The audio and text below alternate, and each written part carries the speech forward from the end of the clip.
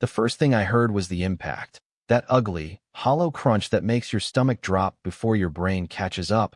Metal twisting, something heavy slamming into something that refused to move. And for half a second, I thought there'd been a wreck out on the main road. Until I realized the sound came from right in front of my house. I stepped onto my porch and there it was, like a scene out of a dark comedy. Deborah Kingston, our self-crowned HOA Empress, staggering out of her precious Range Rover, airbags sagging, hood crumpled, bumper hanging like a loose tooth, and my fence, my supposedly flimsy little fence, standing as straight and untouched as a judge in court. Neighbors were frozen on their porches, some gasping, some covering their mouths, some already biting back laughter. For weeks, Deborah had been driving straight through my yard like it was a public road, chewing up my fence, daring me with that smug little smirk to do something about it.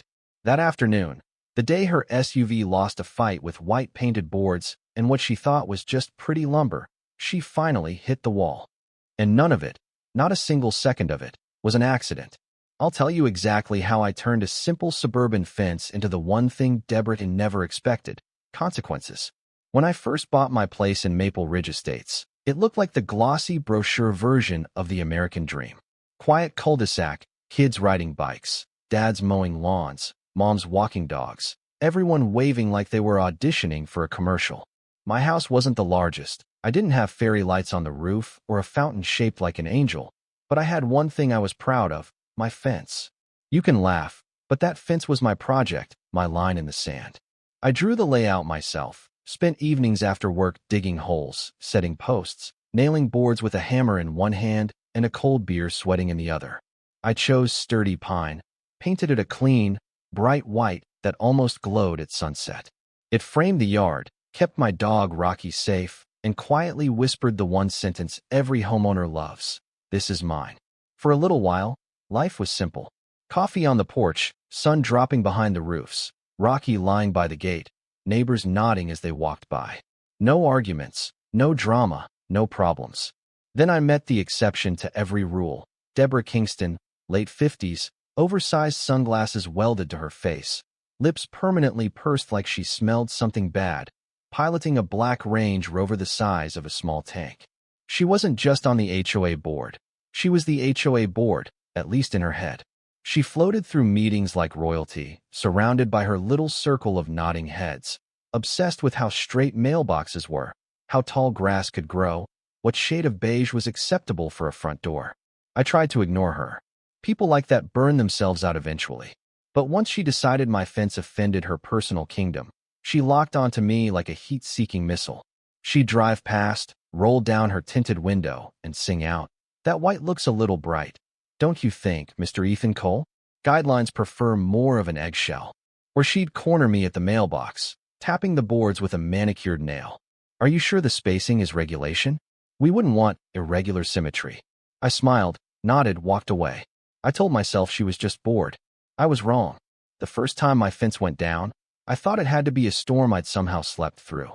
Boards snapped, leaning at an angle, splinters scattered across the grass. But then I saw them.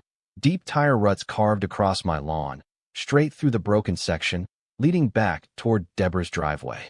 Later that morning, I watched her casually roll her Range Rover through the gap like it was a designated exit, bumping along my grass, giving me a lazy little wave as if she were doing me a favor.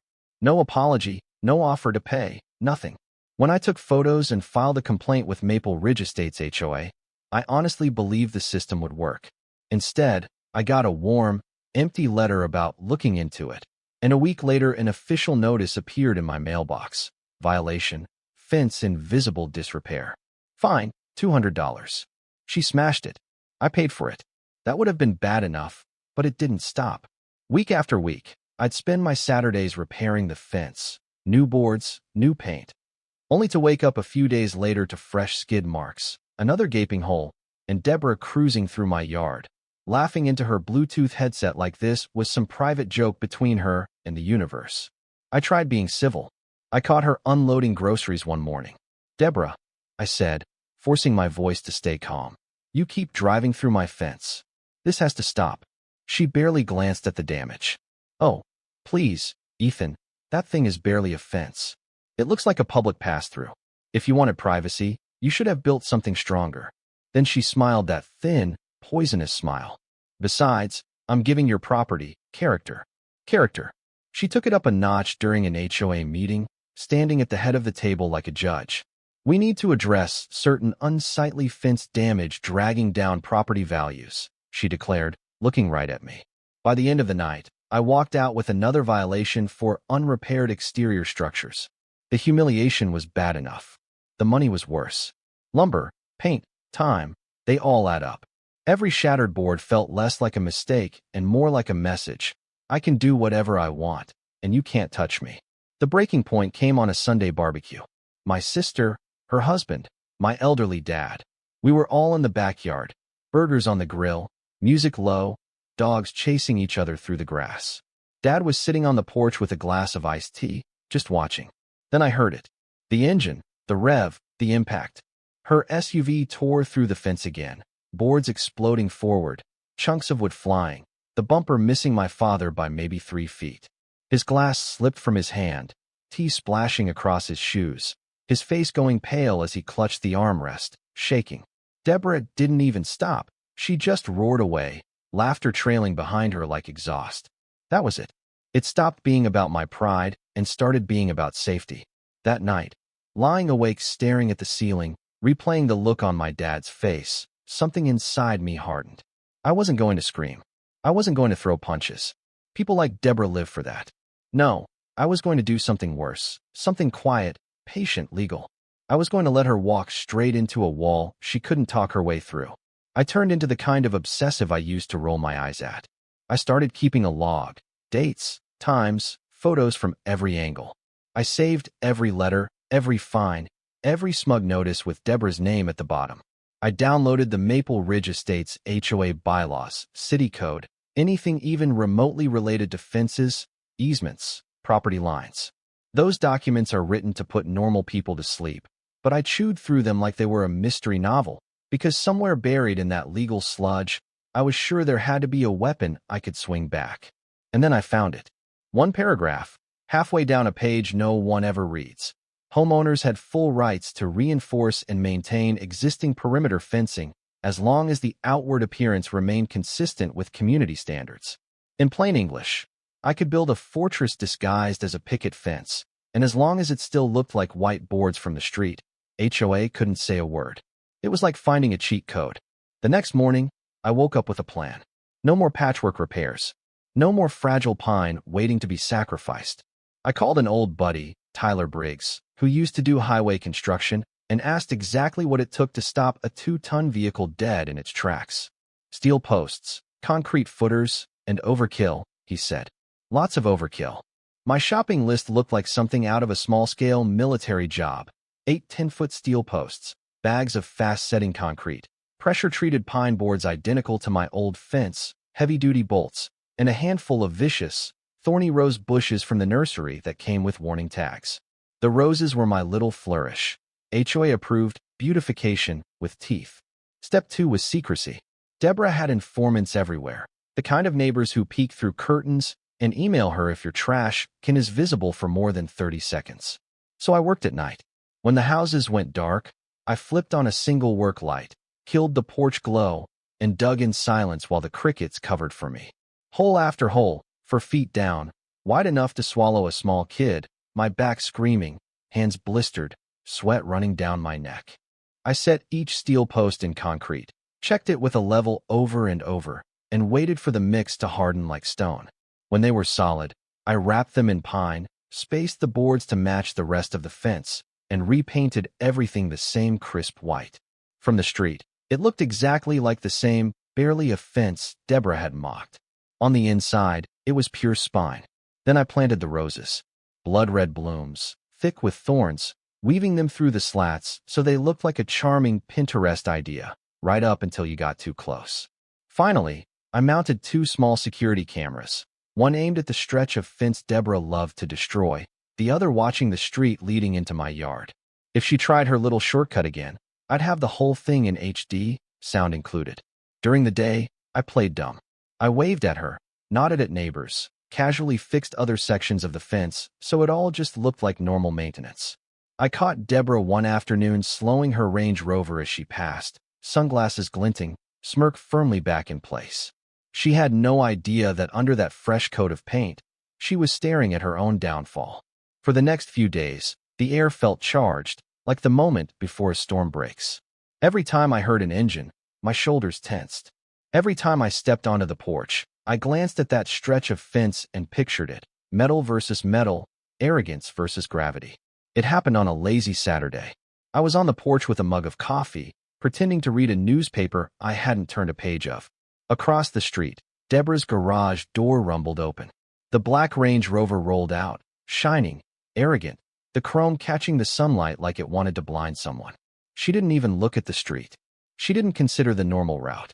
She pointed that SUV straight at my yard like she'd done 100 times, revved the engine, and gunned it. The sound was unforgettable. Not the familiar crack of breaking wood, but a deep metallic boom followed by that long, horrible scrape of steel grinding against steel. The front end of her car crumpled instantly, buckling in on itself like aluminum foil. Airbags detonated in a muffled thunderclap.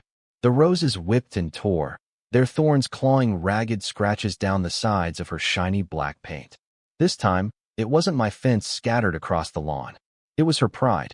Neighbors poured out of their houses like someone had fired a starting gun. Phones came up, cameras rolling. I could almost see the video titles forming in their heads. HOA Queen versus Fence. Fence wins. I took my time walking down the steps. My heart was pounding, but my face was calm. Deborah stumbled out of the SUV, hair wild, blouse dusted with airbag residue, little red lines from rose thorns across her arms.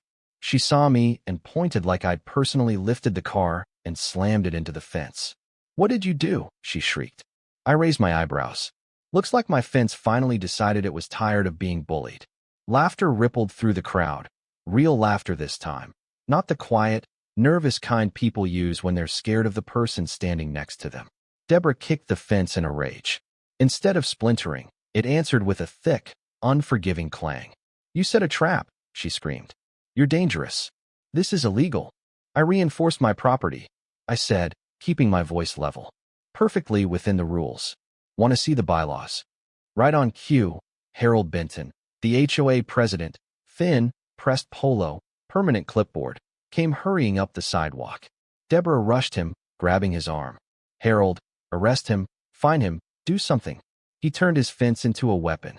Harold looked from the fence, to the wrecked SUV, to the folder in my hand. I handed him the paperwork, receipts, code sections, the highlighted HOA clause that had become my favorite bedtime reading. "Everything I did is documented," I said. "And if you need more clarity, I've got camera footage of Deborah driving straight through my property." Again, neighbors leaned in, hungry for the show. Deborah's face shifted from rage to panic as she realized she'd just smashed her car into a wall that the rules themselves had helped me build. "Reinforcement within aesthetic standards is permitted," Harold finally said, adjusting his glasses. "And driving through someone else's yard is not." The Queen's armor cracked in front of everyone. Over the next few days, every clip of that crash made its way around group chats and local Facebook pages. Some genius even added dramatic opera music over the footage. Meanwhile, the insurance adjuster came out, shook his head at the wreck, listened as Deborah tried to spin it as vandalism, and then proceeded to interview half the block. By the time Mrs. Alvarez from across the street and Mr. Grady next door finished describing how many times they'd seen her use my yard as her personal road, the adjuster didn't look amused. He looked offended. Her claim was denied. Her policy flagged. At the next HOA meeting, Deborah strutted in trying to reclaim control, slammed a binder on the table, and called me a menace, a saboteur, a threat to community safety. I slid my own folder into the middle of the table, along with a USB drive loaded with video.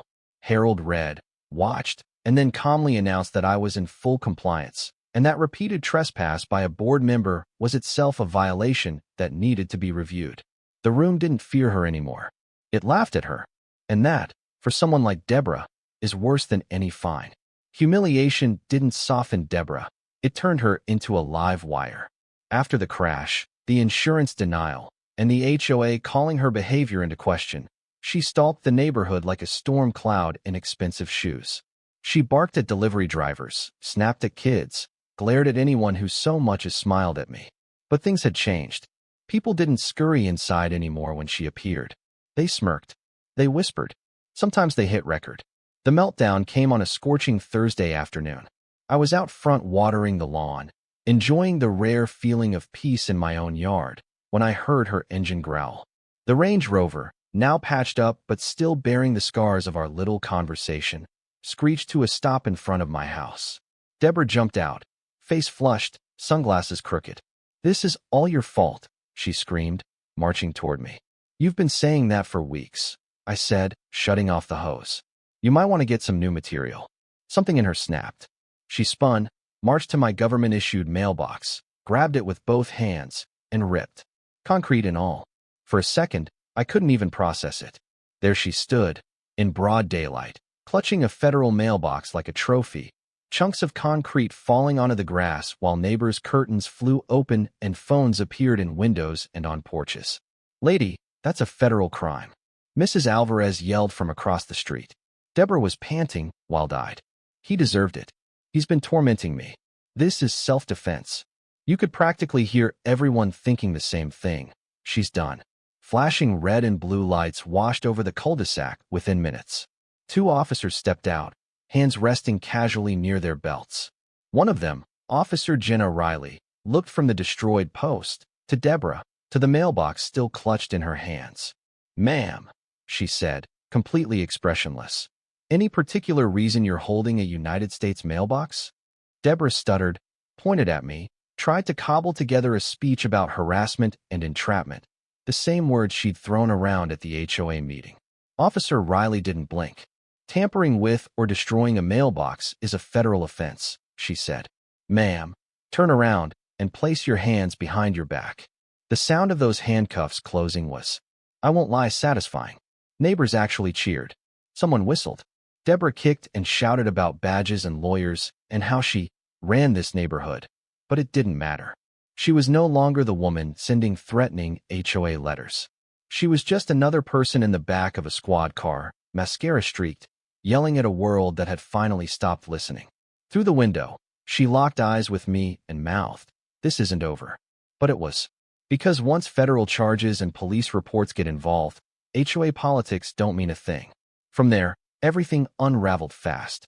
The HOA held an emergency session, not about my fence, not about lawn heights, but about Deborah Kingston. They read out her list of problems: property destruction, repeated trespass, attempted insurance fraud, and that little matter of the mailbox. The vote was unanimous. She was stripped of her board position and banned from ever serving again in Maple Ridge Estates HOA. Her insurance company jacked up her rates and slapped more red ink on her file. The city issued citations. Legal fees started piling up. The people who used to orbit around her, those same board members who nodded along to her every word, suddenly couldn't look her in the eye.